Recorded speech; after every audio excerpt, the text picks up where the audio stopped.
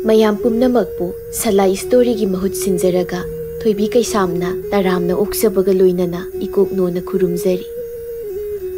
ngasi su mahusa gu mayam gi damakta yamna nungairaba phunga wari ama puduna laksari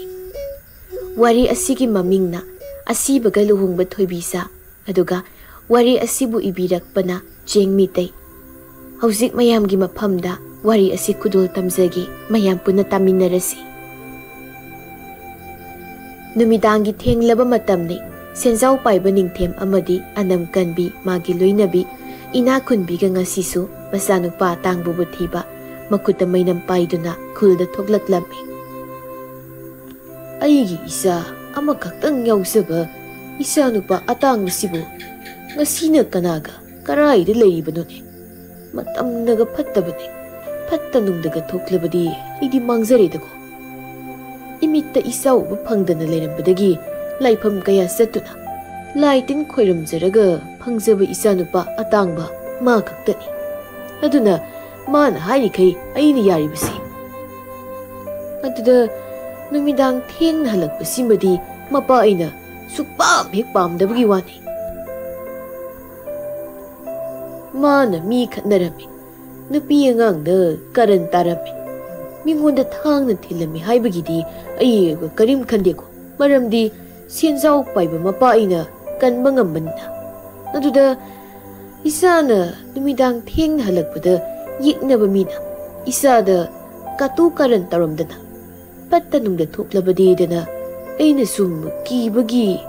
karino moi mapana ngasaidagi isana pattanungda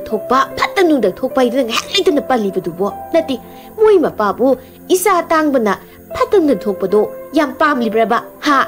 isana pattanungda thokpadu pamlibra haiba hai pamdabagini ne aina haribisi mama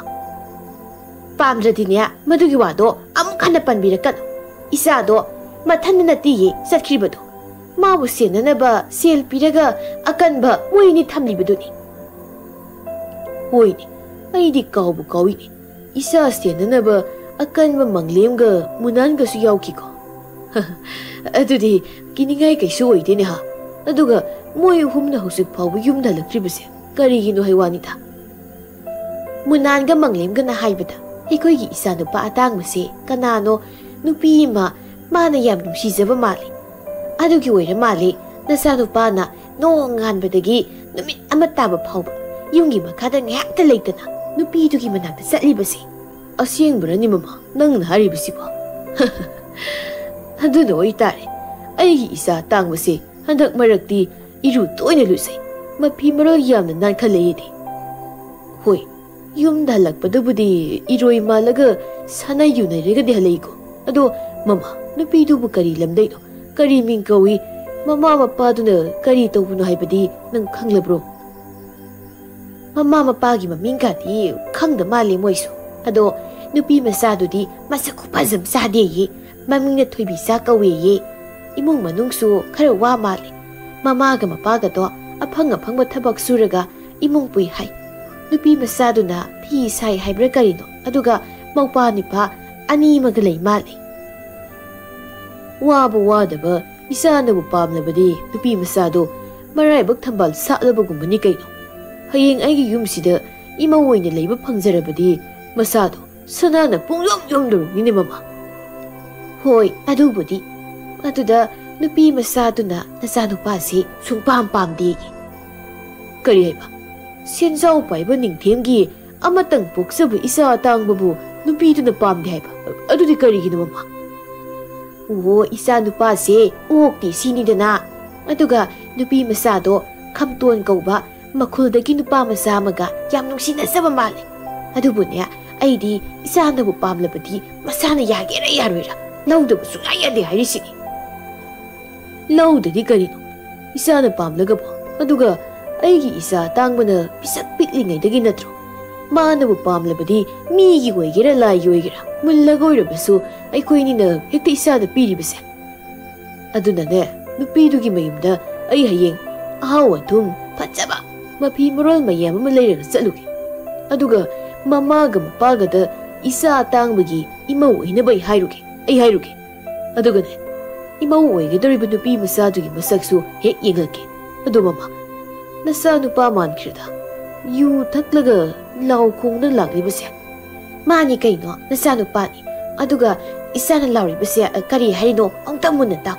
Aina hausi haiba nupi masadugi maminga su yam palimi. Hoine, thoibisa ai nangbu nusi, yam nusi. Nangna yadrasu pharaga lawni. Nayumsu maina thagani kasu hairini. Mihuldi mapa ilawiko. Hey, ipage tangba. Kari na nang lauribudubo. Kanano, thoibisa ai sina. Ha, thoibisa ai dana nang hiyek palidubo kanano. Baba, nasagi thawai. Ima pabagina namau nupi oigedoribani. Aduda manu sugya yadabagi wani. Adudani, baba, nasaina yudap takai taksilisi. Isabu hanadi yu thaktabrane. Moi mapagi marito amuk tawbiranu isada. Adugani manglem munan noinisu aigi isasibu yu thaga chatba phajana ngamdre khanglabadi makhongna karigi lakhalino poragara thanglagara pupirakpa yadro ha isase wabana loiramani haiwani.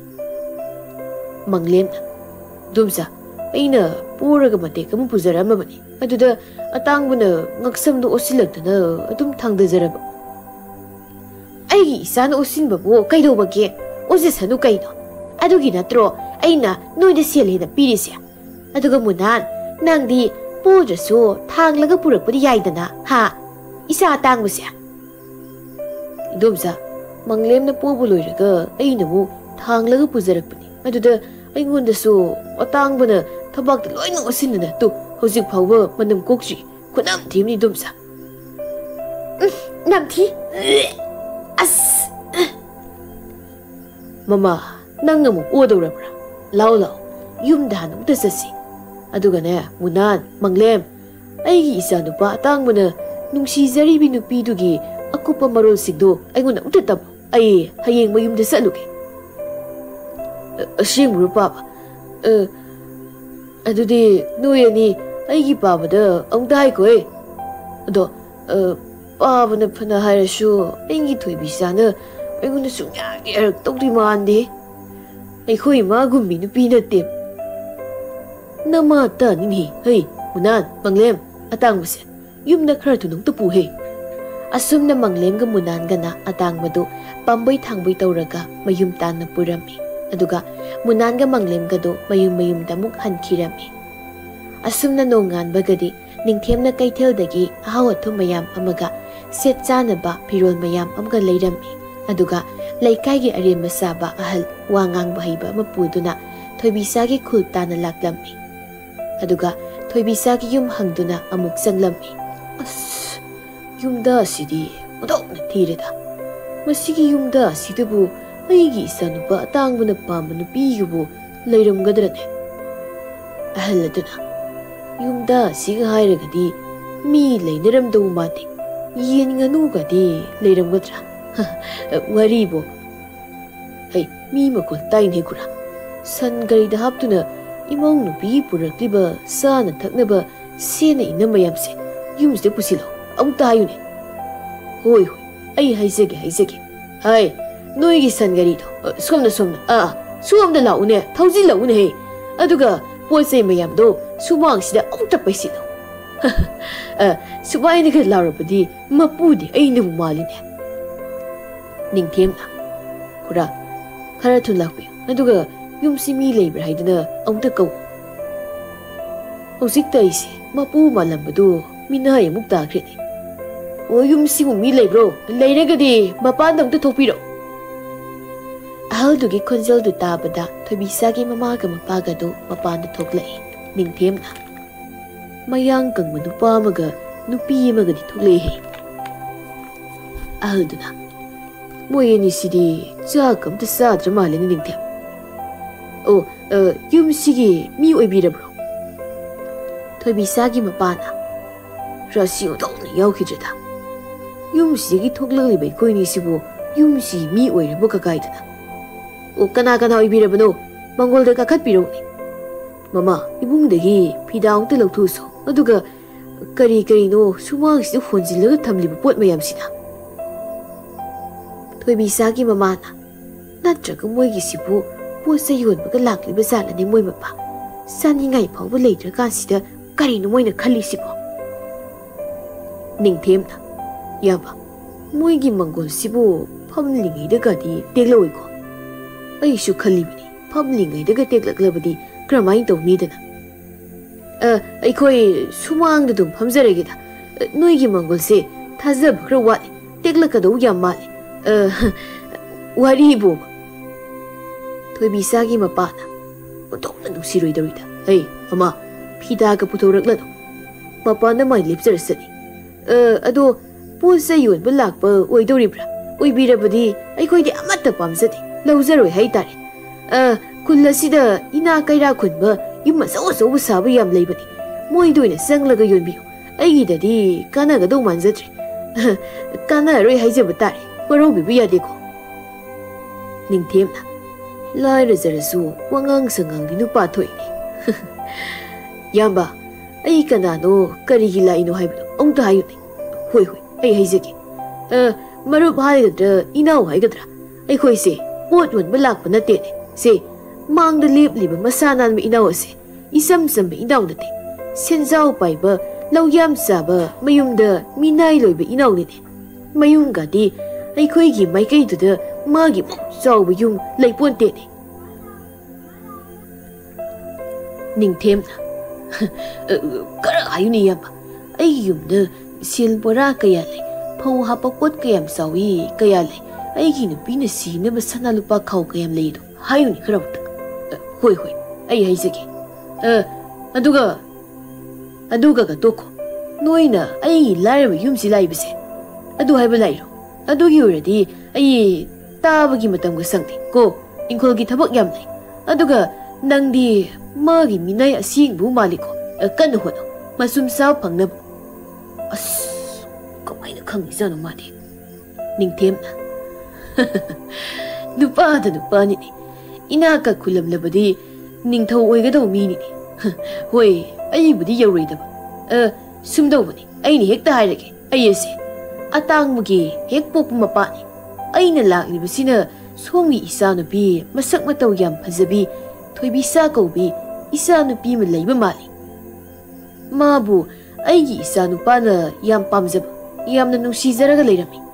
aduna somi isa nupi do aigi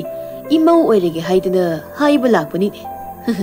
adugini aina noi sumang sida ahaw thu mayam ama set indnaba pirol mayam thamlibase mayam si noi gi ngaktani ne noi gi mungse narai bu yam pharabani ko isa nupana nasa nupi nungsijaramise natadi aina purakliba ahaw thu mayam se napun sida chaw phanggadau nate pirol kase amuk phawba set pe inma phangloi ko ahalduna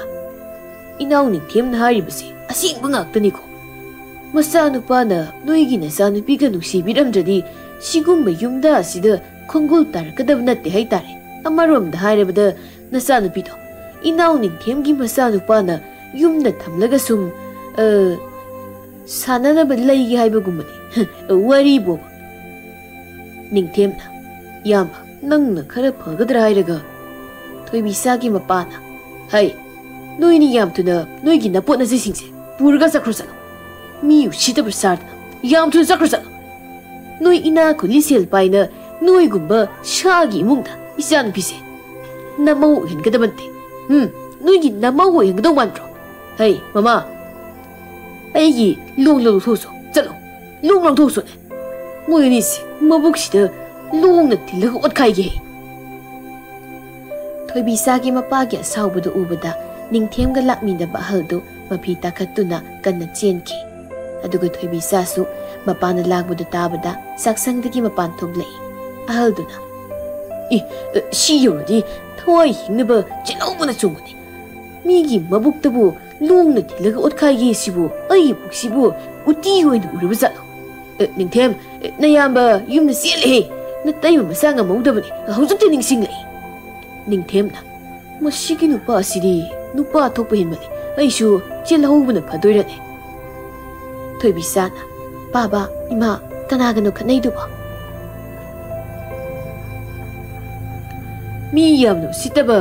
ꯃꯁꯤ ꯄꯥꯟꯗꯕ ꯁꯥ ꯑꯃ ꯁꯨꯃꯥꯡꯗ ꯂꯩꯕꯁꯦ ꯎꯔꯦꯗꯅ ꯃꯁꯤ ꯂꯣꯡꯅ ꯊꯤꯜꯂꯒ ꯍꯥꯠꯀꯦ ꯇꯧꯕꯅꯤꯅꯦ꯫ ꯑꯩꯒꯤ ꯏꯆꯥꯅꯨꯄꯥꯅ ꯌꯥꯝ ꯅꯨꯡꯁꯤ ꯍꯥꯏꯔꯤꯕ ꯅꯨꯄꯤꯁꯤꯕꯨ ꯁꯤ ꯑꯣꯏꯔꯦ ꯖꯥꯠꯂꯅꯦ? ꯍꯩ ꯐꯖꯩꯅꯦ ꯑꯁꯦꯡꯕꯒꯤꯁꯨ꯫ ꯕꯦꯝꯃ ꯅꯪꯅ ꯊꯣꯏꯕꯤꯆꯥ ꯍꯥꯏꯔꯤꯕꯤ ꯑꯩꯒꯤ ꯏꯆꯥꯅꯨꯄꯥ ꯑꯇꯥꯡꯕꯅ ꯄꯥꯝꯃꯤ ꯅꯨꯡꯁꯤꯗꯅ ꯉꯥꯏꯍꯥꯛ ꯂꯩꯇꯅ ꯁꯣꯜꯂꯤꯕ ꯅꯨꯄꯤꯗꯣ꯫ ꯑꯍꯜꯁꯤꯕꯨ ꯌꯥꯝꯅ ꯑꯣꯛꯇꯕ ꯐꯠꯇꯕ ꯑꯇꯥꯡꯕ ꯍꯥꯏꯕ꯭ꯔꯥ ꯑꯍꯣꯡꯕ ꯍꯥꯏꯕ꯭ꯔꯥ ꯃꯥꯒꯤ ꯃꯄꯥ ꯑꯣꯏꯕꯤꯔꯕ꯭ꯔꯣ? ꯑꯣꯏꯔꯒꯗꯤ ꯏꯆꯥꯅꯨꯄꯥꯗꯣ ꯌꯨꯝꯗ ꯐꯖꯅ ꯍꯥꯏ ꯊꯦꯝꯗꯨꯅ ꯐꯥꯖꯤꯟꯕꯤꯌꯨ, ꯅꯠꯇ꯭ꯔꯗꯤ ꯃꯥ ꯁꯣꯏꯗꯅ ꯑꯋꯥꯐꯝꯗ ꯇꯥꯔꯅꯤ꯫ ꯑꯗꯨꯒ ꯉꯜꯂꯤꯉꯩꯗ ꯃꯥꯅ ꯆꯠꯂꯤꯕ ꯂꯝꯆꯠ ꯁꯥꯖꯠꯇꯨꯁꯨ ꯁꯦꯝꯗꯣꯛꯄꯤꯅꯕ ꯇꯧꯕꯤꯌꯨ, ꯅꯠꯇ꯭ꯔꯗꯤ ꯃꯁꯥꯗꯣ ꯂꯩꯅꯥ ꯇꯤꯟꯅꯥ ꯄꯛꯇꯅ ꯁꯤꯕ ꯇꯥꯔꯦ꯫ ꯑꯩꯒꯤ ꯏꯆꯥꯕꯨ ꯋꯥꯔꯛ ꯋꯥꯇꯦꯝꯗꯅ ꯅꯨꯡꯁꯤꯅ ꯂꯣꯏꯅꯕꯤꯒꯗꯕ ꯏꯃꯧꯗꯤ ꯁꯤꯅꯤꯗꯅ꯫ ꯅꯨꯡꯉꯥꯏꯔꯦꯗꯀꯣ ꯏꯃꯧ ꯅꯨꯄꯤ ꯑꯗꯨꯒꯤꯅꯤꯅꯦ ꯑꯩꯅ ꯅꯣꯏꯒꯤ ꯌꯨꯝꯗ ꯂꯥꯛꯇꯅ ꯏꯆꯥꯕꯨ ꯏꯃꯧ ꯅꯨꯄꯤ ꯑꯣꯏꯖꯔꯒꯦ ꯍꯥꯏꯗꯅ ꯑꯩꯒꯤ ꯏꯆꯥꯕꯨ ꯅꯪꯅ ꯋꯥꯔꯛ ꯋꯥꯇꯦꯝꯗꯅ ꯂꯣꯏꯅꯕꯤꯔꯨ ꯂꯥꯎꯅꯦ ꯍꯥꯏꯒꯦ ꯍꯥꯏꯗꯅ ꯂꯥꯛꯂꯤꯕꯅꯤꯅꯦ ꯑꯩꯒꯤꯁꯦ꯫ ꯑꯗꯨꯗ ꯅꯄꯥꯁꯦ ꯃꯀꯣꯛ ꯈꯔ ꯆꯥꯛꯄ ꯃꯥꯜꯂꯤꯅꯦ, ꯉꯥꯡꯅ ꯁꯛꯅꯕ ꯏꯌꯥ ꯌꯥꯗꯦ꯫ ꯃꯌꯥꯡꯅ ꯃꯌꯥꯡ ꯀꯪꯂꯤꯕ ꯊꯤꯅ ꯊꯤꯔꯤꯕ꯫ ꯃꯃꯥ ꯅꯪ ꯍꯧꯖꯤꯛ ꯐꯥꯎꯕ ꯂꯣꯡ ꯂꯧꯊꯣꯛꯇ꯭ꯔꯤꯕꯣ? ꯍꯥ? ꯁꯤꯗ ꯂꯩꯔꯦ ꯃꯣꯏ ꯃꯄꯥ꯫ ꯀꯗꯥꯏ ꯄꯤꯔꯧꯅꯦ ꯑꯗꯨꯗꯤ ꯃꯁꯤꯒꯤ ꯁꯛꯇꯥ ꯅꯨꯡꯁꯤꯗꯕ ꯃꯤꯁꯦ ꯍꯥꯠꯀꯦꯅꯦ꯫ ꯍꯥꯏ ꯃꯥꯏꯁꯤꯗꯤ ꯑꯁꯤꯒꯤ ꯑꯣꯏꯔ ꯃꯥꯜꯂꯦꯅꯦ, ꯂꯣꯡꯁꯤ ꯄꯥꯏꯔꯒ ꯇꯥꯟꯅꯔꯛꯂꯦꯅꯦ꯫ ꯁꯤꯗꯤ ꯆꯦꯜꯍꯧꯕꯅ ꯆꯨꯝꯒꯅꯤ꯫ ꯊꯋꯥꯏꯕ ꯍꯤꯡꯂꯕꯗꯤ ꯃꯆꯥꯅꯨꯄꯤꯁꯤꯗꯤ ꯐꯥꯔꯒ ꯏꯆꯥ ꯑꯇꯥꯡꯕꯒꯤ ꯅꯨꯄꯤ ꯑꯣꯏꯍꯟꯕ ꯌꯥꯏ, ꯊꯋꯥꯏ ꯃꯥꯡꯂꯕꯗꯤ ꯂꯣꯏꯔꯦ ꯍꯥꯏ ꯀꯥꯟꯅꯗꯦ꯫ ꯉꯥꯏꯈꯣ ꯅꯣꯏꯒꯤ ꯄꯣꯠꯆꯩꯁꯤꯡꯁꯦ ꯄꯨꯈꯣ, ꯅꯠꯇ꯭ꯔꯕꯗꯤ ꯃꯩ ꯂꯣꯏ ꯊꯥꯗꯣꯛꯀꯅꯤꯍꯦ꯫ ꯑꯣ ꯃꯤ ꯊꯥꯔꯛꯂꯒꯦ, ꯃꯩꯅ ꯊꯥꯗꯣꯛꯄꯤꯔꯝꯒꯅꯨ꯫ ꯑꯁ ꯏꯀꯥꯏꯈ꯭ꯔꯦꯗ ꯃꯤꯒꯤ ꯈꯨꯜꯁꯤꯗ ꯁꯦꯟꯖꯥꯎ ꯄꯥꯏꯕ ꯅꯤꯡꯊꯦꯝ ꯑꯩꯅ ꯊꯋꯥꯏ ꯍꯤꯡꯅꯕ ꯅꯥꯃꯩ ꯊꯥꯒꯠꯂꯒ ꯆꯦꯟꯕꯁꯤꯗꯤ꯫ ꯑꯗꯨꯕꯨ ꯈꯪꯒꯅꯤꯗꯅ ꯅꯤꯡꯊꯦꯝ ꯑꯩ ꯀꯅꯥꯅꯣ ꯍꯥꯏꯕ ꯈꯪꯍꯟꯒꯦ꯫ ꯅꯤꯡꯊꯦꯝꯅ ꯃꯊ꯭ꯋꯥꯏ ꯍꯤꯡꯅꯕ ꯅꯥꯃꯩ ꯊꯥꯒꯠꯂꯒ ꯆꯦꯟꯈꯤꯕꯗꯨ ꯎꯔꯒ ꯈꯨꯜꯗꯨꯒꯤ ꯃꯤꯁꯤꯡꯗꯨ ꯅꯣꯛ ꯅꯣꯛꯇꯅ ꯌꯦꯡꯅꯍꯧꯏ꯫ ꯅꯤꯡꯊꯦꯝꯁꯨ ꯌꯨꯝ ꯌꯧꯔꯛꯄꯒ ꯉꯁꯤꯒꯤ ꯊꯧꯗꯣꯛꯁꯤꯡꯗꯨ ꯌꯥꯝ ꯁꯥꯎꯅ ꯃꯥꯒꯤ ꯅꯨꯄꯤ ꯏꯅꯥꯈꯨꯟꯕꯤꯗ ꯑꯃꯗ ꯆꯤꯊꯗꯅ ꯋꯥꯔꯤ ꯄꯨꯝꯕ ꯇꯝꯂꯝꯃꯤ꯫ ꯋꯥꯔꯤꯁꯤꯡꯗꯨ ꯇꯥꯔꯒ ꯏꯅꯥꯈꯨꯟꯕꯤꯁꯨ ꯌꯥꯝꯅ ꯁꯥꯎꯔꯝꯃꯤ꯫ ꯑꯗꯨꯒ ꯃꯆꯥꯅꯨꯄꯥ ꯑꯇꯥꯡꯕꯁꯨ ꯑꯣꯛꯇꯕꯅꯤꯅ ꯅꯣꯡꯃ ꯅꯣꯡꯃꯒꯤ ꯃꯁꯥ ꯁꯣꯛꯆꯤꯜꯂꯛꯄꯅ ꯃꯔꯝ ꯑꯣꯏꯔꯒ ꯃꯁꯥꯗꯣ ꯌꯥꯝ ꯀꯟꯅꯁꯨ ꯅꯥꯔꯛꯂꯝꯃꯤ꯫ ꯑꯗꯨꯒ ꯃꯁꯤꯜꯗꯅ ꯊꯣꯏꯕꯤꯆꯥꯗ ꯄꯟꯗꯨꯅꯁꯨ ꯂꯩꯔꯝꯃꯤ꯫ ꯃꯆꯥꯅꯨꯄꯥꯒꯤ ꯐꯤꯕꯝ ꯑꯗꯨꯗ ꯃꯄꯥ ꯅꯤꯡꯊꯦꯝꯒ ꯃꯃꯥ ꯏꯅꯥꯈꯨꯟꯕꯤꯒꯗꯤ ꯌꯥꯝꯅ ꯃꯊ꯭ꯋꯥꯏ ꯋꯥꯖꯔꯝꯃꯤ꯫ ꯃꯣꯏ ꯃꯄꯥ ꯑꯩꯒꯤ ꯏꯆꯥꯒꯤ ꯑꯅꯥꯕꯁꯦ ꯐꯍꯟꯕ ꯉꯝꯕ ꯂꯩꯕꯥꯛ ꯑꯁꯤꯗ ꯑꯅꯥ ꯂꯥꯏꯌꯦꯡꯁꯪ ꯑꯃꯠꯇ ꯂꯩꯇ꯭ꯔꯕꯔꯣ? ꯁꯦꯜ ꯆꯪꯅꯤꯡꯕ ꯆꯪꯖꯁꯅꯨ, ꯑꯩꯒꯤ ꯏꯆꯥꯒꯤ ꯑꯅꯥꯕꯁꯤꯕꯨ ꯐꯍꯟꯕ ꯉꯝꯅꯤ ꯍꯥꯏꯔꯕꯗꯤ ꯂꯩꯔꯤꯕ ꯂꯧꯏꯪꯈꯣꯜ ꯁꯅꯥ ꯂꯨꯄꯥ ꯁꯦꯜ ꯃꯌꯥꯝꯁꯤꯁꯨ ꯂꯣꯏꯅ ꯄꯤꯔꯒꯦ ꯍꯥꯏꯕꯤꯌꯨ ꯀꯩꯗꯧꯒꯦ? ꯃꯃꯥ ꯑꯩꯒꯤ ꯏꯆꯥꯒꯤ ꯑꯅꯥꯕꯁꯦ ꯀꯔꯤ ꯂꯩꯅꯥ ꯂꯥꯏꯌꯣꯡꯅꯣ ꯈꯪꯗꯦ, ꯂꯩꯕꯥꯛ ꯑꯁꯤꯗ ꯂꯩꯔꯤꯕ ꯑꯃꯥꯏꯕ ꯑꯃꯥꯏꯕꯤ ꯑꯃꯠꯇꯅ ꯐꯅ ꯀꯟꯅ ꯍꯣꯠꯅꯗꯨꯅ ꯂꯥꯏꯌꯦꯡꯗꯨꯅꯁꯨ ꯐꯍꯟꯕ ꯉꯝꯂꯔꯣꯏ ꯍꯥꯏꯔꯤꯅꯦ꯫ ꯃꯗꯨ ꯌꯥꯔꯣꯏꯌꯦ ꯃꯣꯏ ꯃꯄꯥ, ꯑꯩꯒꯤ ꯏꯆꯥꯒꯤ ꯑꯅꯥꯕꯁꯦ ꯐꯅꯕ ꯁꯨꯡꯌꯥ ꯌꯥꯔꯣꯏꯌꯦ꯫ ꯂꯩꯕꯥꯛ ꯑꯁꯤꯗ ꯅꯠꯇ꯭ꯔꯕꯁꯨ ꯃꯤꯔꯝꯗ ꯄꯨꯁꯦ, ꯃꯤꯔꯝꯗ ꯄꯨꯔꯒ ꯂꯥꯏꯌꯦꯡꯂꯕꯗꯤ ꯑꯩꯒꯤ ꯏꯆꯥ ꯑꯇꯥꯡꯕꯒꯤ ꯑꯅꯥꯕꯁꯦ ꯁꯣꯏꯗꯅ ꯐꯒꯅꯤꯌꯦ ꯃꯣꯏ ꯃꯄꯥ꯫ ꯃꯃꯥ ꯃꯤꯔꯝꯗꯤ ꯂꯥꯏꯔꯗꯅ ꯃꯥꯂꯦꯝ ꯑꯁꯤꯗ ꯂꯩꯔꯤꯕ ꯑꯃꯥꯏꯕ ꯑꯃꯥꯏꯕꯤ ꯑꯃꯠꯇꯅ ꯑꯩꯒꯤ ꯏꯆꯥꯒꯤ ꯑꯅꯥꯕꯁꯦ ꯐꯍꯟꯕ ꯁꯨꯡꯉꯝ ꯉꯝꯂꯣꯏ ꯍꯥꯏꯅꯦ ꯃꯃꯥ꯫ ꯏꯆꯥꯅ ꯆꯥꯍꯩꯗꯕ ꯆꯤꯟꯖꯥꯛ ꯀꯌꯥ ꯆꯥꯈꯤꯕ, ꯊꯛꯈꯤꯕ ꯌꯨ ꯀꯌꯥꯗꯨꯅ ꯅꯥꯍꯜꯂꯛꯄ ꯑꯅꯥꯕ ꯑꯣꯏꯔ ꯃꯥꯜꯂꯦꯅꯦ ꯃꯃꯥ꯫ ꯇꯥꯅꯤꯡꯗꯤꯌꯦ ꯅꯪꯒꯤ ꯋꯥꯗꯣ, ꯅꯪꯅ ꯅꯆꯥꯁꯦ ꯀꯟꯕ ꯄꯥꯝꯗꯕꯒꯤꯅꯦ꯫ ꯏꯆꯥꯁꯦ ꯂꯥꯏꯌꯦꯡꯂꯕꯗꯤ ꯅꯪꯒꯤ ꯁꯦꯜꯁꯤꯡ ꯑꯁꯤ ꯂꯣꯏꯔꯅꯤ, ꯃꯥꯡꯂꯅꯤ ꯍꯥꯏꯅ ꯈꯟꯕꯒꯤꯅꯦ꯫ ꯀꯔꯤꯅꯣ ꯃꯃꯥ ꯅꯪꯅ ꯉꯥꯡꯂꯤꯕ ꯋꯥꯗꯨꯕꯣ? ꯉꯁꯤ ꯑꯩꯒꯤ ꯂꯩꯔꯤꯕ ꯂꯟꯊꯨꯝ ꯃꯌꯥꯝꯁꯦ ꯏꯆꯥ ꯑꯃꯒꯤ ꯉꯥꯛꯇꯅꯤꯅꯦ ꯃꯃꯥ꯫ ꯑꯩ ꯑꯃꯠꯇ ꯈꯪꯗꯦ, ꯑꯃꯠꯇ ꯈꯪꯗꯤꯌꯦ꯫ ꯑꯩꯒꯤ ꯏꯆꯥ ꯑꯇꯥꯡꯕ ꯀꯟꯗꯕ ꯁꯨꯡꯌꯥ ꯌꯥꯔꯣꯏꯌꯦ ꯃꯣꯏ ꯃꯄꯥ, ꯏꯆꯥ ꯀꯟꯗꯕ ꯁꯨꯡꯌꯥ ꯌꯥꯔꯣꯏꯌꯦ꯫ ꯃꯃꯥ ꯑꯩꯈꯣꯏ ꯄꯥꯁꯤꯒ ꯇꯤꯟꯅꯔꯝꯕ ꯑꯃꯥꯏꯕ ꯃꯨꯖꯥꯎꯅ ꯍꯥꯏꯕꯗ ꯑꯩꯒꯤ ꯏꯆꯥꯗ ꯈ꯭ꯋꯥꯏꯗꯒꯤ ꯄꯥꯝꯖꯕ, ꯈ꯭ꯋꯥꯏꯗꯒꯤ ꯅꯨꯡꯁꯤꯖꯕ ꯄꯣꯠꯁꯛ ꯑꯃ ꯑꯩꯒꯤ ꯏꯆꯥꯗ ꯄꯤꯔꯕꯗꯤ ꯏꯆꯥꯒꯤ ꯑꯅꯥꯕꯁꯦ ꯌꯥꯝ ꯊꯨꯅ ꯐꯅꯤ ꯍꯥꯏꯅꯗꯤ ꯍꯥꯏꯔꯛꯈꯤꯕꯅꯤ꯫ ꯀꯔꯤ ꯍꯥꯏꯕ ꯃꯣꯏ ꯃꯄꯥ? ꯑꯗꯨ ꯑꯣꯏꯔꯕꯗꯤ ꯑꯩꯒꯤ ꯏꯆꯥꯅ ꯈ꯭ꯋꯥꯏꯗꯒꯤ ꯄꯥꯝꯖꯕ, ꯈ꯭ꯋꯥꯏꯗꯒꯤ ꯅꯨꯡꯁꯤꯖꯕ ꯍꯥꯏꯔꯒꯗꯤ ꯅꯨꯄꯤ ꯃꯆꯥꯗꯨ ꯅꯠꯇꯅ ꯑꯇꯩ ꯀꯅꯥꯝꯇ ꯂꯩꯇꯦꯅꯦ ꯃꯣꯏ ꯃꯄꯥ꯫ ꯑꯩꯒꯤ ꯏꯆꯥꯅ ꯃꯤꯀꯨꯞ ꯈꯨꯗꯤꯡ ꯃꯥꯒꯤ ꯃꯁꯤꯟꯅ ꯂꯥꯏꯁꯣꯟꯒꯨꯝꯅ ꯁꯣꯜꯂꯤꯕꯁꯦ ꯅꯨꯄꯤ ꯃꯆꯥꯗꯨꯒꯤ ꯃꯃꯤꯡꯇꯅꯤꯅꯦ꯫ ꯍꯣꯏꯅꯦ ꯃꯃꯥ, ꯊꯣꯏꯕꯤꯆꯥ ꯍꯥꯏꯔꯤꯕ ꯅꯨꯄꯤ ꯃꯆꯥꯗꯣ ꯑꯩꯒꯤ ꯏꯆꯥꯒ ꯂꯨꯍꯣꯡꯂꯕꯗꯤ ꯑꯩꯒꯤ ꯏꯆꯥ ꯑꯇꯥꯡꯕꯁꯦ ꯁꯣꯏꯗꯅ ꯐꯒꯗꯧ ꯃꯥꯜꯂꯤꯅꯦ꯫ ꯑꯗꯨꯒ ꯏꯆꯥ ꯑꯇꯥꯡꯕꯅ ꯄꯥꯝꯖꯕ ꯅꯨꯄꯤ ꯃꯆꯥꯁꯤ ꯐꯪꯗꯅ ꯐꯠꯇ ꯅꯨꯡꯗ ꯊꯣꯛꯂꯕꯗꯤ ꯑꯩꯒꯤ ꯏꯆꯥꯒꯤ ꯊꯋꯥꯏꯅ ꯅꯤꯡꯕ ꯊꯨꯡꯗꯅ ꯍꯌꯦꯡ ꯂꯩꯔꯝꯂꯦꯟꯅ ꯋꯥꯔꯨꯒꯗꯕꯗꯣ꯫ ꯀꯔꯤꯒꯤ ꯏꯆꯥꯅ ꯅꯤꯡꯕ ꯊꯨꯡꯗꯅ ꯂꯩꯔꯝꯂꯦꯟꯅ ꯋꯥꯔꯨꯗꯣꯏꯅꯣ? ꯃꯃꯥ ꯑꯩ ꯂꯩꯔꯤꯕꯁꯤꯗꯤ ꯃꯃꯥ ꯑꯩꯅꯅꯦ ꯅꯨꯄꯤꯗꯨꯒꯤ ꯃꯅꯥꯛꯇ ꯆꯠꯂꯒ ꯑꯩꯅ ꯍꯥꯏꯒꯅꯤ, ꯌꯥꯗ꯭ꯔꯒꯅ ꯐꯥꯔꯒ ꯏꯆꯥꯒ ꯂꯨꯍꯣꯡꯕꯤꯒꯅꯤ꯫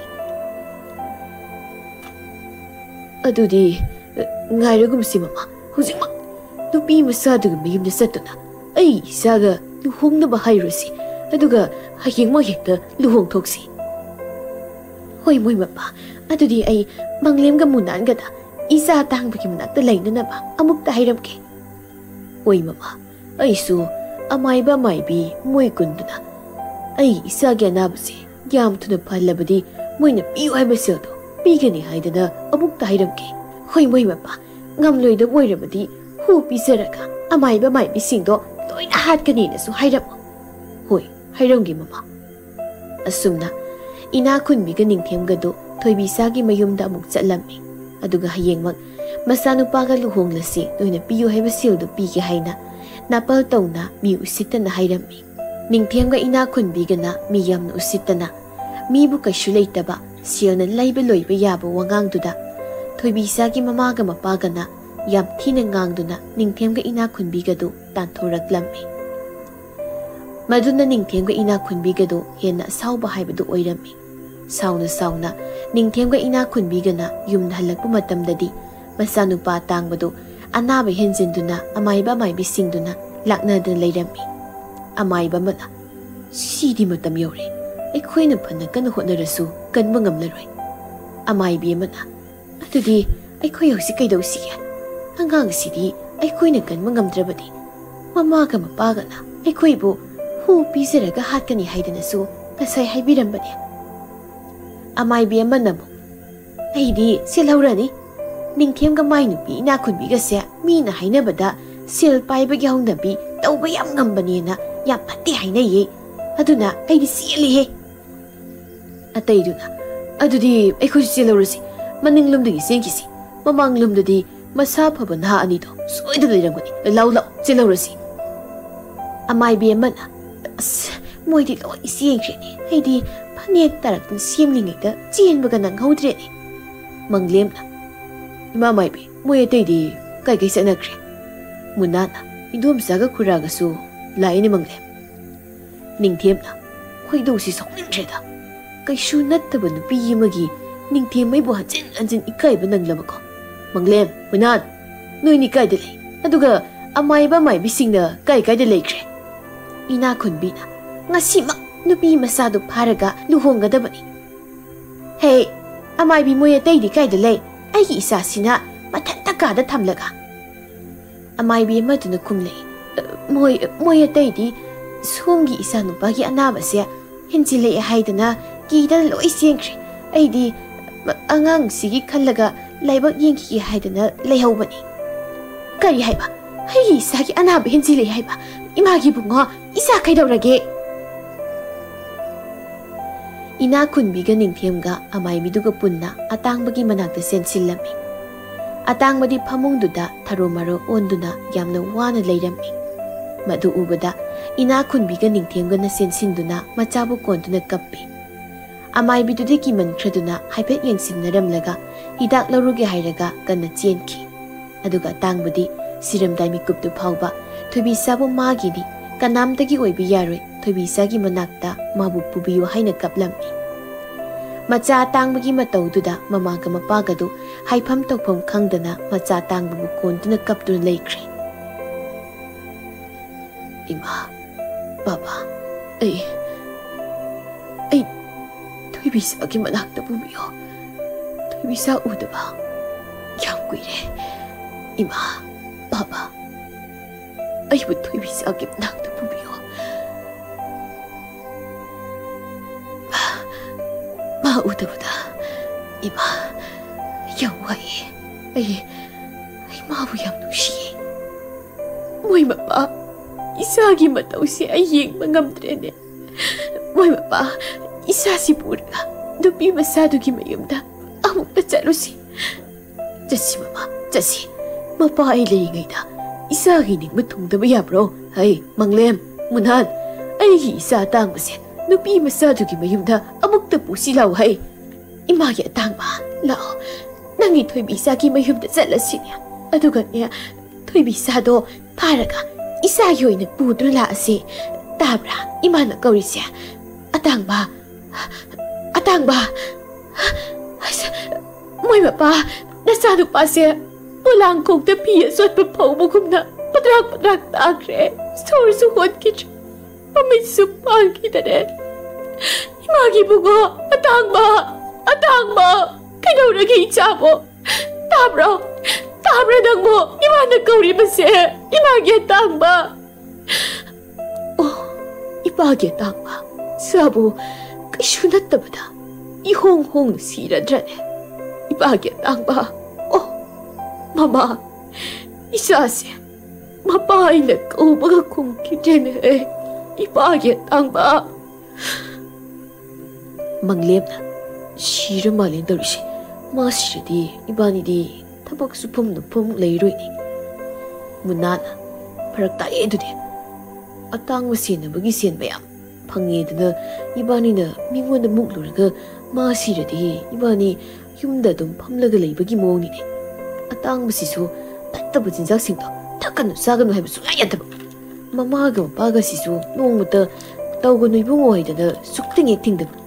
ꯑꯩꯗꯤ ꯁꯦꯜ ꯄꯥꯏꯕꯅꯦ ꯍꯥꯏꯗꯅ ꯃꯆꯥꯅ ꯍꯥꯏꯔꯤꯈꯩ ꯄꯤꯕ ꯍꯧꯖꯤꯛꯇꯤ ꯀꯔꯤ ꯁꯥꯔꯦ ꯌꯦꯟ ꯑꯅꯥꯕꯅ ꯁꯤꯕꯒ ꯆꯞ ꯃꯥꯟꯅꯔꯦꯕ ꯃꯣꯏ ꯃꯄꯥ ꯉꯁꯤ ꯑꯩꯒꯤ ꯏꯆꯥꯅ ꯁꯤꯔꯤꯕꯁꯦ ꯅꯨꯄꯤꯗꯨꯅ ꯍꯥꯠꯄꯅꯦ ꯃꯥꯅ ꯍꯥꯟꯅ ꯌꯥꯔꯝꯂꯕꯗꯤ ꯑꯩꯒꯤ ꯏꯆꯥꯁꯤ ꯁꯤꯔꯝꯂꯣꯏꯌꯦ ꯅꯨꯄꯤꯗꯨꯅ ꯍꯥꯠꯄꯅꯦ ꯑꯩꯒꯤ ꯏꯆꯥꯁꯦ ꯅꯨꯄꯤꯗꯨꯅ ꯍꯥꯠꯄꯅꯦ 마니, 마나, 누피도 나왔더니, 하더나 이사 시르수네, 누피도 파르가 이사 시부가 루홍가다 보니, 이사 시부시가 누피도가 루홍가다 보니, 하더나 이사 품보다 누피도 품진가다 보니, 노이라버디 따이방도 이사가 누피도가 레민나바 팡잡아서 라이람리에다디 소이를 레민나가니다나. 아두디 누피도 파르로 모이마파. 이사기 더와이나 누피도 항상 수가이드는 레이리에 망렘 문안 라오시다 문나다 아이기 이사 땅바다 누시자비 누피 토이비사다 하지만 ngasimak 파드나 마팜 마시도 부르까다 보니 마도 너희 아니는 남라바 너희 아니는 밤마시어도 아이는 비가니 라오수 비가니 인코수 비가니 망렘 아시앵브라 쿠라 아도르바디 파자루라기 아시앵바니네 아이나 이사기 학상 빠르고 와삭리부시니 짤로 누피 마사도 파르가 부르고 짤로 망렘나 문한 라오 토이비사도 파르시니 hꯧꯖꯤꯛꯇꯤ 이바니 푼시수바 타박 수드나 힝바 야라다버니네 토이비사도 파르가 쿠라닝 템나 시나르가 이바니나 밤마시엔 마야마 라우르시 아두가 라우수인 콜스 라오 문나나 이바니 일라이시 레이니 레이브자니고 마담도 누미당 와이롱기 맘실락바 마담니 망렘가 문안가나 토이비사기 쿨다 락두나 토이비사부 파나바 고센 시나둔 레이바도 단자나 사리수 토이비사기 이몽도 누미당기 시행자라 파다바나 토이비사기 마마도 라이카기 윰다 쟁부바 토키 아두고 마파나 마사누파 아니도 사나바 토키바다기 윰다 한질락테 하이나 쿨다 티바 토키 토이비사다 윰다 마탄다 이몽 와이람 로실람라가 마닝다 sak thonaba singakang balawsing matholakpada manglemga munangana thoibisabu phaduna masil melaga amambagi khudongsa balawduna pukibado aduga thoibisabu phaduna puraklaga ningthemga ina khunbigada sinarami Manglem nupi masasigi makong bukod pulo masindu punsilo law khungat tawon ba yaba nate adudi moy mapa aine luhongbagi kainana set sana ba phiro lawrurage munhan nangna ne mama inkol matonda kum tawro chatlo Ningthemna noyeni gi thabak loibagane noyeni gi pambado ai pirage ko apam pumpige hojikidi isa tangbaga nupi masasiga luhongnaba tawsi Ipage tangba nangna pamsaba nupi masado ipana puraklene tangwaru ranune Tawriba matawduda thoibi sadi kibana dung wanthakirami adubu wantharabasu Ningthemga ina khunbigana masanupagi asiba haksang aduga thoibi saga namdana luhong thokpirami luhongba loibaga Manglemga munangana Ningthemna haibagi matung ina Atangbaga thoibi saga do mamang ingkulda toktoklaba komduda atangbaga punna thoibi sabu hingna phumjin kirami aduga Ningthemga ina khunbiga do masagi ningba thungalle haina kapnok noklammi Manglemga munanga su mabani na pama sel mayam amaga law ingkhol su mayam amaga phangbaduda yam harauna mayum dahan kirami somdana thoibi sagi mamaga mapaga duna masanupi leiramdabada Laikai ki nahasing khomduna koithi thirami adubu phangba kouba leikhidare asumna chayol amagi matungdadi nongma thengba numidang amada Ningthemga ina khunbigana masagi wakhalda kaptuna tumba yadan leiringaida thongdu kokok thilaklammi isa tangbudubu lairam lenda imau nupi dugabu nungaina leiba sala ukida pukuida isa do lairam lendagi baba ima Nasa halay. Nasa amuk layam ni hingan bire kaina. Haraw na yumda halaklabadi. Pakranida. Madumay na butawrabadi. Kaya dinungay ni moy mapa. Laikay si kimi singi mamangdadi. Isa do. Miramda. Mahita mathakre kaina haizilibadi. Atong moy mapa. Isa do po yumda amuk kahalaklabadi. Yam nungay ni ko. Hoy ni moy mapa. Isa layta ba siya. Yang wari. Isado mongpamdagi kotoklaga isagi masakto muktabu yinglugadra khangdre mama moy mapa kanano asuk thenglaba kansida thong thileisibo hoine do kan thileida kanabo irisano natraga manglemga munanga oirisala moy anidi hausi kaidobagi laktoiba huranba phattaba mi oiramdanane mapandagi Masanupa atangbagi khonjilta Ima baba thongang nasanupa atangbani thongang ima baba ha kari haiba isa atangba le thongang haiba ibani gi awaba si ubidana mapumana isa atangba bu amuk hingalaga yumda thara ibarani moy baba madubu uiba yagadrani mama ima baba nasa yamna wari thongang ima baba Mama, asyeng bagisu nasanupagi khunjil ni taribse ipagi bunga ipa thongange ko moy mapa aisulaki moy mapa Ningthemga ina khunbigana thongondo hangdoklaga yenglubadadi pibam soklaba hek ubada akiba phanglaba pibam amada masanupa tangbagi thawaiduna but oladuna thongsilda leplaga leirami aduga Atangbagi nakaldana thoibisagi akiba sakdam pumli tawwa minoktunaga Ningthemga ina khunbigada yenglaga lepna leirami madu ubada Ningthem mathabak paiduna kanna lauramlaga longna haithakirami aduga ina khunbisu akiba mogongda kanna lauduna Ningthemgi mathakta wanthaduna takirami mikukhragi matungda Ningthemga ina khunbigado wakhal taraklami aduga phuk laung haugatlaga thongdu gam launa lonsilami aduga kiman khraduna masa pumba thak nituna kaplami moy anina kaplingai duda mapaldagi atangbana mo Ima baba karigino thongulong singkribudo thongang nasala in haraw dharaga thongulong singkrisibu kaigino thongang ima baba thoibisagi thawai duna mo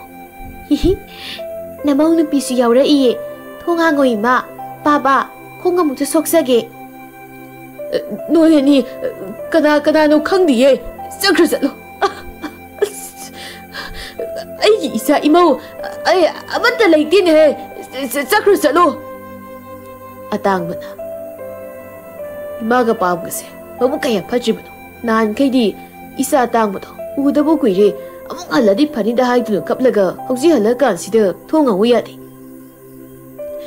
ꯅꯄꯥꯅ ꯐꯥꯒꯤ ꯇꯧꯕꯅꯦ ꯆꯠꯈ꯭ꯔꯣ ꯆꯠꯂꯣ ꯅꯣꯏ ꯍꯜꯂꯛꯀꯅꯨꯋꯣ ꯆꯠꯂꯣ ꯅꯄꯥꯒ ꯑꯩꯒꯅꯅꯦ ꯐꯥꯒꯤ ꯇꯧꯕꯅꯦ ꯐꯥꯒꯤ ꯇꯧꯕꯅꯦ ꯍꯥꯏꯕ ꯊꯣꯏꯕꯤꯆꯥꯅ ꯑꯗꯨꯕꯨ ꯑꯩꯗꯤ ꯍꯟꯈꯤꯔꯣꯏ ꯅꯣꯏ ꯑꯅꯤ ꯈꯣꯡꯁꯣꯛꯇꯨꯅ ꯈꯨꯏꯔꯝꯈꯤꯅꯤ ꯑꯇꯥꯡꯕꯅ ꯅꯆꯥꯏꯒ ꯅꯃꯧ ꯅꯨꯄꯤꯒꯕꯨ ꯃꯣꯡꯐꯝꯗꯒꯤ ꯂꯥꯛꯑꯣ ꯂꯥꯛꯑꯣꯅ ꯉꯥꯏꯍꯥꯛ ꯍꯦꯛꯇ ꯀꯧꯔꯒ ꯍꯧꯖꯤꯛꯅ ꯐꯥꯒꯤ ꯇꯧꯕꯅꯦꯕ ꯑꯗꯨꯗꯤ ꯑꯩ ꯁꯥꯎꯔꯦ ꯏꯃꯥ ꯕꯥꯕꯥ ꯑꯩ ꯁꯥꯎꯔꯦ ꯑꯇꯥꯡꯕꯒꯤ ꯊꯋꯥꯏꯅ ꯊꯣꯡ ꯑꯗꯨ ꯑꯀꯤꯕ ꯐꯪꯅ ꯗꯣꯡ ꯗꯣꯡ ꯂꯥꯎꯅ ꯊꯤꯜꯂꯤ ꯑꯗꯨꯒ ꯊꯣꯏꯕꯤꯆꯥꯒꯤ ꯊꯋꯥꯏꯗꯨꯅ ꯀꯟꯅ ꯀꯟꯅ ꯑꯃꯨꯛ ꯅꯣꯛ ꯑꯃꯨꯛ ꯀꯞ ꯇꯧꯗꯨꯅ ꯃꯅꯤꯡ ꯃꯌꯥꯗ ꯀꯟꯅ ꯀꯟꯅ ꯆꯦꯜꯂꯝꯃꯤ ꯅꯤꯡꯊꯦꯝꯒ ꯏꯅꯥꯛ ꯈꯨꯟꯕꯤꯒꯗꯤ ꯀꯤꯕꯅ ꯊꯣꯡꯖꯤꯜꯗꯨꯗ ꯇꯥꯁꯤꯜꯂꯒ ꯃꯅꯥ ꯃꯦꯟꯗꯨꯅ ꯀꯞꯇꯨꯅ ꯈꯥꯡꯂꯝꯃꯤ ꯑꯁꯨꯝꯅ ꯅꯣꯡꯉꯥꯟꯕꯒꯗꯤ ꯅꯤꯡꯊꯦꯝꯅ ꯃꯪꯂꯦꯝꯒ ꯃꯨꯅꯥꯟꯒꯗꯨ ꯀꯧꯔꯝꯃꯤ ꯑꯗꯨꯒ ꯑꯁꯦꯡꯕ ꯋꯥꯗꯤ ꯍꯥꯏꯗꯣꯛꯇꯕꯤꯗ ꯃꯣꯏ ꯑꯅꯤꯕꯨ ꯅꯨꯃꯤꯗꯥꯡ ꯈꯨꯗꯤꯡꯒꯤ ꯁꯦꯟꯅꯅꯕ ꯁꯦꯜ ꯌꯥꯝꯅ ꯑꯃꯨꯛ ꯄꯤꯔꯝꯃꯤ ꯑꯗꯨꯅ ꯃꯪꯂꯦꯝꯒ ꯃꯨꯅꯥꯟꯒꯗꯨ ꯌꯥꯝꯅ ꯍꯔꯥꯎꯔꯝꯃꯤ ꯃꯪꯂꯦꯝꯅ ꯃꯨꯅꯥꯟ ꯏꯕꯥꯅꯤꯒꯤ ꯗꯥꯎꯁꯤ ꯌꯥꯗꯤ ꯌꯥꯕꯖꯥꯠꯅꯤꯀꯣ ꯃꯨꯅꯥꯟꯅ ꯏꯕꯥꯅꯤꯁꯦ ꯅꯨꯡꯉꯥꯏꯌꯨꯅ ꯇꯝꯂꯝꯕꯒꯤꯅꯤ ꯃꯪꯂꯦꯝ ꯑꯍꯤꯡ ꯈꯨꯗꯤꯡꯒꯤ ꯑꯍꯜ ꯑꯅꯤꯁꯦ ꯁꯦꯟꯅꯕꯤꯌꯨꯅ ꯌꯥꯝꯈ꯭ꯔꯕ ꯁꯦꯜ ꯃꯌꯥꯝ ꯄꯤꯔꯛꯏꯁꯤꯕꯨ ꯑꯗꯨ ꯃꯪꯂꯦꯝ ꯃꯝꯂꯕꯅꯤꯅ ꯃꯄꯥꯟꯁꯦ ꯃꯩ ꯊꯥꯁꯤ ꯑꯗꯨꯒ ꯃꯩ ꯇꯤꯛꯅ ꯇꯤꯛꯅ ꯑꯍꯜ ꯑꯅꯤꯁꯤ ꯁꯪꯂꯁꯤ ꯍꯣꯏ ꯑꯗꯨꯅ ꯐꯅꯤ ꯃꯨꯅꯥꯟ ꯑꯗꯨꯗꯤ ꯏꯕꯥꯅꯤꯒꯤ ꯅꯨꯃꯤꯗꯥꯡꯒꯤ ꯊꯛꯅ ꯆꯥꯅꯕꯗꯣ ꯂꯣꯏ ꯂꯩꯔꯕ ꯅꯠꯇ꯭ꯔꯣ ꯈꯨꯔꯥ ꯅꯤꯡꯊꯦꯝꯅ ꯂꯣꯏꯅ ꯄꯤꯔꯝꯂꯕꯅꯤꯅꯦ ꯑꯗꯨꯅ ꯑꯍꯤꯡꯁꯤꯃꯒꯤꯗꯤ ꯏꯕꯥꯅꯤ ꯋꯥꯅꯤꯡꯉꯥꯏ ꯑꯣꯏꯗꯦꯅꯦ ꯂꯥꯛꯎ ꯃꯩ ꯍꯧꯒꯠꯂꯨꯔꯁꯤ ꯃꯪꯂꯦꯝꯒ ꯃꯨꯅꯥꯟꯒꯗꯨ ꯁꯨꯃꯥꯡꯗ ꯃꯩ ꯍꯧꯒꯠꯇꯨꯅ ꯊꯛ ꯆꯥꯗꯅ ꯌꯥꯝ ꯅꯨꯡꯉꯥꯏꯅ ꯂꯩꯔꯝꯃꯤ ꯑꯗꯨꯒ ꯊꯛꯄ ꯍꯦꯃꯟꯈ꯭ꯔꯗꯅ ꯃꯣꯏ ꯑꯅꯤꯗꯨ ꯆꯠꯄ ꯐꯥꯎꯕ ꯉꯝꯗꯈꯩ ꯗꯣꯝ ꯇꯥꯗꯨꯅ ꯇꯨꯝꯈꯤꯔꯝꯃꯤ ꯏꯃꯨꯡꯗꯅ ꯅꯤꯡꯊꯦꯝꯒ ꯏꯅꯥꯛ ꯈꯨꯟꯕꯤꯒꯗꯨ ꯇꯨꯝꯕ ꯌꯥꯗꯈꯩ ꯂꯩꯔꯝꯃꯤ ꯃꯣꯏ ꯃꯄꯥ ꯅꯆꯥꯅꯨꯄꯥꯗꯣ ꯑꯃꯨꯛ ꯎꯅꯤꯡꯉꯤ ꯑꯃꯨꯛ ꯍꯜꯂꯛꯈꯣ ꯀꯥꯏꯗꯅ ꯀꯞꯄꯛꯑꯅꯨꯀꯣ ꯀꯞꯄꯔꯣꯏ ꯌꯦꯡꯁꯨ ꯌꯦꯡꯅꯤꯡꯗ꯭ꯔꯦ ꯅꯆꯥꯅꯨꯄꯥꯗꯣ ꯃꯃꯥ ꯉꯔꯥꯡꯒꯤ ꯐꯤꯕꯝꯗꯣ ꯃꯤꯠꯇ ꯎꯔꯒ ꯑꯩ ꯍꯧꯖꯤꯛꯁꯨ ꯌꯥꯝ ꯀꯤꯔꯤꯕꯖꯥꯠꯅꯤꯀꯣ ꯃꯃꯥ ꯑꯗꯨꯒ ꯅꯪꯁꯨꯅꯤ ꯏꯃꯥꯒꯤ ꯕꯨꯡꯉꯣ ꯅꯃꯥ ꯌꯥꯝꯅ ꯋꯥꯔꯦ ꯅꯪ ꯑꯃꯨꯛꯇ ꯅꯃꯥꯒꯤ ꯃꯅꯥꯛꯇ ꯍꯜꯂꯛꯈꯣ ꯀꯥꯏꯅ ꯀꯞꯄꯛꯑꯅꯨꯀꯣ ꯏꯆꯥꯒ ꯄꯨꯡꯀꯤ ꯍꯦꯛ ꯀꯤꯔꯦ ꯃꯣꯏ ꯃꯄꯥ ꯑꯗꯨꯒ ꯏꯃꯧ ꯅꯨꯄꯤꯅ ꯏꯆꯥꯒꯤ ꯅꯥꯀꯜ ꯂꯦꯞꯂꯒ ꯅꯣꯛꯐꯦꯠ ꯅꯣꯛꯐꯦꯠ ꯇꯧꯔꯒ ꯏꯕꯥꯅꯤꯗ ꯃꯨꯟꯅ ꯌꯦꯡꯂꯒ ꯂꯩꯕꯗꯣ ꯑꯁ ꯀꯤꯍꯦ ꯌꯥꯝ ꯀꯤ ꯃꯃꯥ ꯋꯥꯔꯤꯁꯤ ꯇꯣꯛꯂꯁꯤ ꯅꯠꯇ꯭ꯔꯕꯗꯤ ꯑꯩ ꯑꯃꯥꯡꯕ ꯑꯃꯨꯛ ꯇꯧꯅꯤꯡꯂꯛꯀꯗꯧꯔꯦ ꯑꯗꯣ ꯉꯁꯤꯗꯤ ꯀꯤꯅꯤꯡꯉꯥꯏꯕꯨꯗꯤ ꯀꯩꯁꯨ ꯂꯩꯇꯦꯗ ꯃꯪꯂꯦꯝꯒ ꯃꯨꯅꯥꯟꯒꯗꯣ ꯃꯄꯥꯜꯗ ꯃꯩ ꯀꯟꯅ ꯊꯥꯗꯨꯅ ꯏꯕꯥꯅꯤ ꯁꯪꯂꯤꯕ ꯍꯣꯏ ꯑꯗꯨꯒꯤ ꯍꯥꯏꯔꯒꯗꯤ ꯉꯁꯤꯒꯤꯗꯤ ꯀꯤꯅꯤꯡꯉꯥꯏ ꯑꯣꯏꯗꯦ ꯃꯣꯏ ꯃꯄꯥ ꯑꯗꯨꯕꯨ ꯉꯔꯥꯡꯒꯤ ꯃꯇꯝꯗꯣ ꯍꯦꯛ ꯌꯧꯔꯛꯄꯒ ꯃꯃꯥꯒ ꯃꯄꯥꯒꯅ ꯂꯩꯔꯤꯕ ꯀꯥꯗꯨꯒꯤ ꯐꯛꯂꯥꯡ ꯋꯥꯡꯃ ꯌꯦꯅꯈꯥꯗꯒꯤ ꯑꯇꯥꯡꯕꯒꯤ ꯈꯣꯟꯖꯦꯜꯗ ꯃꯃꯥꯒ ꯃꯄꯥꯒꯗꯨ ꯑꯃꯨꯛ ꯀꯧꯔꯛꯂꯝꯃꯤ ꯃꯗꯨ ꯇꯥꯕꯗ ꯅꯤꯡꯊꯦꯝꯒ ꯏꯅꯥꯛ ꯈꯨꯟꯕꯤꯒꯗꯨ ꯈꯪꯄ꯭ꯔꯦꯛ ꯂꯥꯎꯅ ꯈꯪꯂꯝꯃꯤ ꯃꯣꯏ ꯃꯄꯥ ꯅꯆꯥꯅꯨꯄꯥꯅꯦ ꯑꯃꯨꯛ ꯂꯥꯛꯂꯕ꯭ꯔꯅꯦ ꯏꯄꯥꯒꯤ ꯑꯇꯥꯡꯕ ꯏꯄꯥꯅ ꯀꯧꯗꯤꯌꯦ ꯀꯧꯗꯦ ꯅꯪ ꯆꯠꯈ꯭ꯔꯣꯅꯦ ꯕꯥꯕꯥ ꯏꯃꯥ ꯅꯣꯏꯅꯤ ꯇꯨꯝꯂꯕꯣ ꯅꯃꯧ ꯅꯨꯄꯤꯒ ꯑꯩꯒꯅ ꯂꯩꯅꯨꯡꯗ ꯂꯨꯅ ꯐꯨꯝꯖꯤꯟꯕꯤꯔꯝꯂꯒ ꯅꯣꯏꯅꯤꯅ ꯏꯃꯨꯡꯗ ꯐꯃꯨꯡꯗ ꯅꯨꯡꯉꯥꯏꯅ ꯇꯨꯝꯃꯕꯣ ꯏꯃꯥ ꯕꯥꯕꯥ ꯅꯃꯧ ꯅꯨꯄꯤꯁꯨ ꯌꯧꯔꯛꯏꯌꯦ ꯏꯃꯥ ꯄꯥꯕꯒꯤ ꯈꯣꯡꯗꯣ ꯊꯣꯡꯅꯥꯎꯗ ꯑꯃꯨꯛꯇ ꯊꯤꯟꯗꯣꯔꯛꯑꯣ ꯅꯃꯧ ꯅꯨꯄꯤ ꯑꯃꯨꯛꯇ ꯁꯣꯛꯆꯒꯦ ꯁꯤꯁꯤ ꯀꯗꯥꯏꯅ ꯈꯣꯡꯗꯣ ꯃꯣꯏ ꯃꯄꯥ ꯈꯣꯡꯒꯁꯤ ꯇꯤꯡꯊꯣꯛꯂꯒ ꯂꯩꯗꯧꯕꯒ ꯌꯥꯝ ꯇꯜꯂꯦꯗ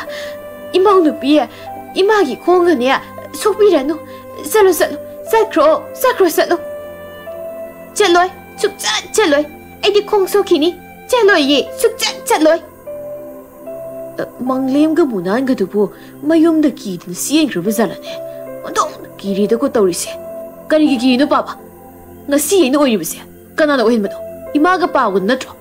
나사부 비싹 삐ቅ링이다기 꼬신치나 비드나 아파버 람비 아파버 와이와따나 싸우노 요피람라버디 나시 나사나 나하 오인 람마캉나 시링다 시리브세 시람 노이다버니 अदुगा सिरबसु लाइरमलेन संगंदना मनिंग मयादा अकीबा फत्तब थवाई अमगुमना कोई पाई पाई दु लैरिबसिसु इमागा पाबगनने करिगुंबा थोइबिसासे इमा पाबना फारगा हिंगना हिंगना अैगी मोंफमदा लंगथदुना लमद्रबदि ngasi aina भूत ओंदुना इमागा पाबदा तमनरिबसे तमनरमय खंगफा ऐदी इमा पाबगी खोंगसोखिनी लमन खुंखिनी ऐगी इमा पाबा इसलिनाव काइनाहनबगी ऐदी लमन खुंखिनी लेमना थारोय थोंगांगो इमा पाबा थोंगांगो हाइबनी अतांगबगा थोइबिसागी भूत ओलबा थवाई अनि दुगना मनिंग मयादा कोई सेन सेन कोई लाउ लाउ तौदुना निंगथेमगा इना खुनबिगदु तमनबदुदा निंगथेमगा इना खुनबिगदि किमनबना इमुंगदा ओ खोंखै कपलम्मी असुमना नुमिदांग सिमसु हौख्रे मंगलेमगा मुनानगसु निसा हलक्तुना मयुम मयुमदा हनख्रे निंगथेमदि कीबना अमाइबा अमाइबी कौबु सतलम्मी अदुगा युम इंखोल सिनबा थुंगना लाइटिन खुरम थोकलम्मी अदुगा अमाइबा अमाइबीदुनसु कैसु तौरोय हाइना हाइरमलगा मफि योमदुना कन्ना सियनखिरम्मी निंगथेमगा इना खुनबिगसु अकीबा खरा फदुना युमदमुक लैरम्मी चयोल अमामुक्ति करिसु तौरखिद्रे मंगलेमगा मुनानगसु मपानदुम संगलम्मी नुमित खरनिगी मतुंगददि निंगथेमगा इना खुनबिगदु कैसु तौरक्त्रे खंगदुना नुंगाइना तुम्बा हौरक्लम्मी अदुबु नोंगमदि हानगी नुमिदांगी मतम अदुदा इना खुनबी लोंगना याम नुंगाइना तुमलिंगैदा मथक्तकी ममाइदा इसिंगला करिनो खंगदबमा तप तप तारक्लम्मी मदुदा इना खुनबीदु तुम्बा काइदुना मिकअप थोरक्लगा ममाइ लैथोक्तुना मथक्ति येंखत्लुबददि थोइबिसा मसा पुंबा हन्ना चाबगी पुमथरबा नमथिरबा फिबमदुना नोकमी नोकमी तौरगा इना खुनबीगी मथक्ता पाइदुना लैरम्मी इनेबो तुम्बा काइरबो नमंग नुपी खोंग अमुक्ता सोक्सगेदना हो इमा सिरिदना सिरि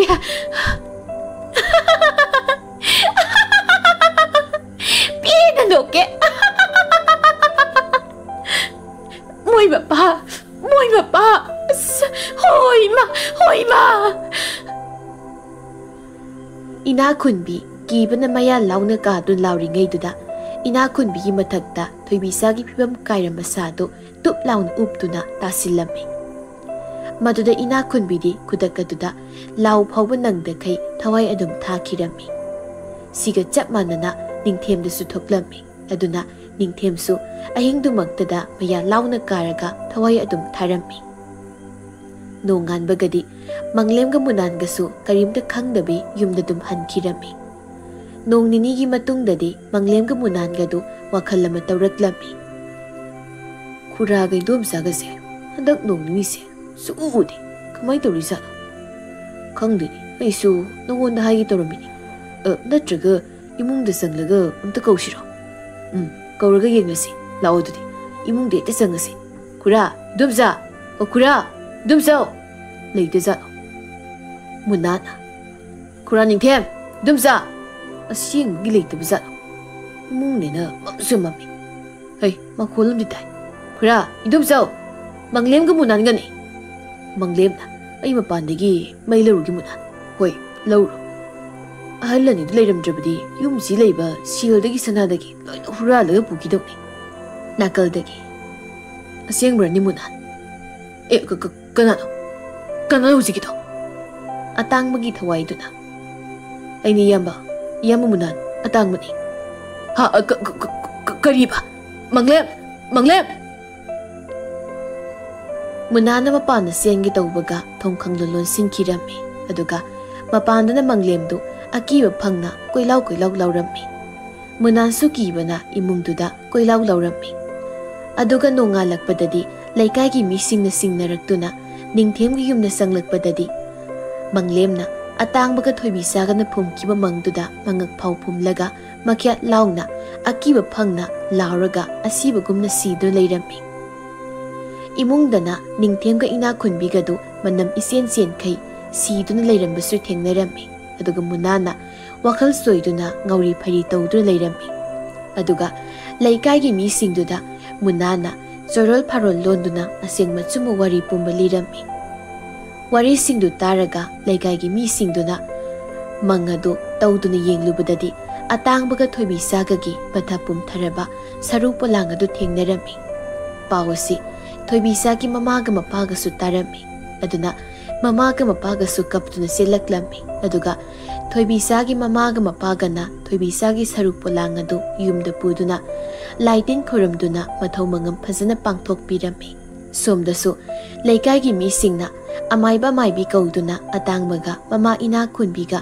ꯃꯄꯥ ꯅꯤꯡꯊꯦꯝꯒ ꯑꯃꯗꯤ ꯃꯪꯂꯦꯝꯒꯤ ꯑꯁꯤꯕ ꯍꯛꯆꯥꯡ ꯑꯗꯨꯒ ꯄꯨꯟꯅ ꯂꯥꯏꯇꯤꯟ ꯈꯨꯔꯨꯝꯗꯨꯅ ꯃꯊꯧ ꯃꯉꯝ ꯄꯥꯡꯊꯣꯛꯈꯤꯔꯝꯃꯤ꯫ ꯅꯨꯃꯤꯠ ꯈꯔꯅꯤ ꯂꯩꯔꯒꯗꯤ ꯃꯨꯅꯥꯟꯁꯨ ꯐꯤꯕꯝ ꯀꯥꯏꯅ ꯁꯤꯗꯨꯅ ꯅꯤꯡꯊꯦꯝꯒꯤ ꯏꯪꯈꯣꯜꯗ ꯐꯪꯂꯝꯃꯤ꯫ ꯑꯗꯨꯅ ꯅꯤꯡꯊꯦꯝꯒꯤ ꯏꯪꯈꯣꯜ ꯑꯗꯨ ꯂꯩꯀꯥꯏꯒꯤ ꯃꯤꯁꯤꯡꯅ ꯂꯥꯏꯇꯤꯟ ꯈꯨꯔꯨꯝꯗꯨꯅ ꯁꯝꯕꯜ ꯈꯥꯗꯨꯅ ꯃꯤ ꯀꯅꯥꯝꯇ ꯆꯪꯍꯟꯗꯅ ꯑꯗꯨꯃꯛ ꯊꯝꯈꯤꯔꯝꯃꯤ꯫ ꯑꯗꯨꯕꯨ ꯀꯔꯤꯒꯨꯝꯕ ꯀꯥꯟ ꯅꯨꯃꯤꯠ ꯆꯞ ꯌꯨꯡꯕ ꯅꯨꯡꯊꯤ ꯅꯣꯡꯃꯪꯕꯗ ꯅꯤꯡꯊꯦꯝꯒꯤ ꯌꯨꯝꯒꯤ ꯃꯪꯒꯣꯜꯗ ꯃꯤ ꯂꯩꯕꯒꯨꯝꯅ ꯂꯩꯀꯥꯏ ꯃꯤꯁꯤꯡꯅ ꯃꯃꯤ ꯁꯥꯃꯤ ꯎꯏ ꯍꯥꯏꯗꯨꯅ ꯌꯥꯝꯅ ꯀꯤꯕ ꯋꯥꯔꯤꯅꯗꯨꯅ ꯂꯩꯈꯤꯔꯝꯃꯤ꯫